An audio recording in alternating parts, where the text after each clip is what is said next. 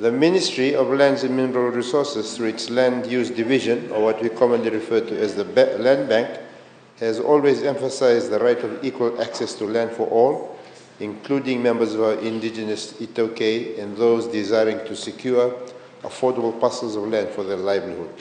For the past 3 years, we have committed to taking all the necessary steps in providing fair, transparent, effective, and non-discriminatory administration of all freehold buyback land purchased under the freehold buyback scheme. To date, the Land Use Division, through the Land Bank, has successfully implemented joint venture initiatives and resource owner-friendly concepts to fast-track and assist land-owning units as stated in the sale and purchase agreement. So far, out of the 24 freehold buyback land, the following 7 land-owning units have fully paid their dues. They have fully paid off the amount that they were supposed to pay. 1, Yabusa Waibunia of the Kaundrobe.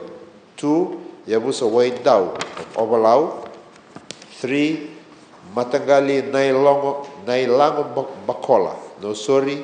4, Yabusa Nasuba of Taviuni. 5th, Waindra and Nambu of Yabusa Vungale in Tailevu. 6, Matangali Naumisi Lubuniwaka Tailevu. And 7th, Matangali Nasabadibonu, Drekeniwai in the Kaundrobe. A balance of 17 land-owning units are still in the repayment process.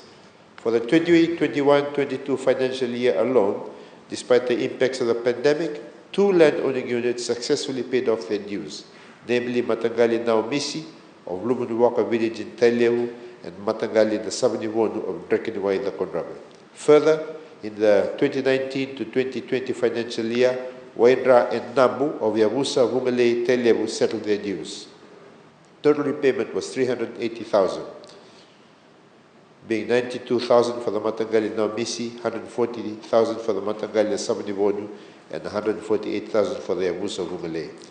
It is significant to note that there has been a reversion of around 168.6187 acres of freehold land to native resource owners between the years 2019 to 2021.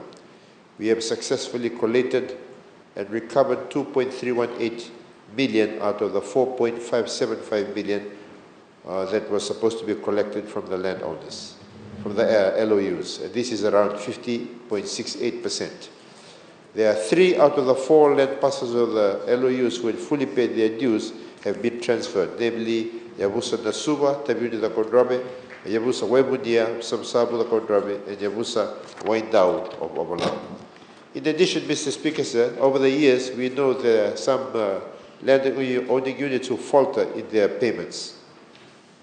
They had encountered some challenges in meeting up with their contractual payment agreements, or they encountered repayment constraints. So assistance was rendered from the Land Bank by leasing of the freehold buyback to meet the landowner's payment obligation. To date, 9 freehold buyback land has been leased to assist those LOUs who defaulted their payments. So they default on their payments, the land is leased, that money is collected to pay back what they owe, then that land is given back to the landowners because they could not pay it off themselves. That's the exercise.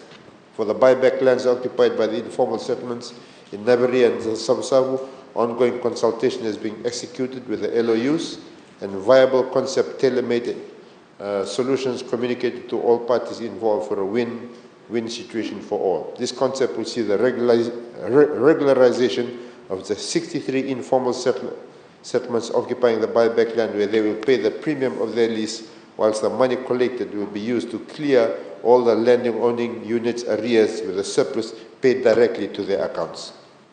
In essence, as mediators and land administrators, we have to ensure the right balance is struck so that economic growth is stimulated through the collection of revenue from land-owning units, and appropriate utilization of our resources is optimized. Consequently, the Land Use Division tries to ensure that all parties affected are assisted and their interests realized and protected. Thank you, Mr. Speaker, sir. Thank you.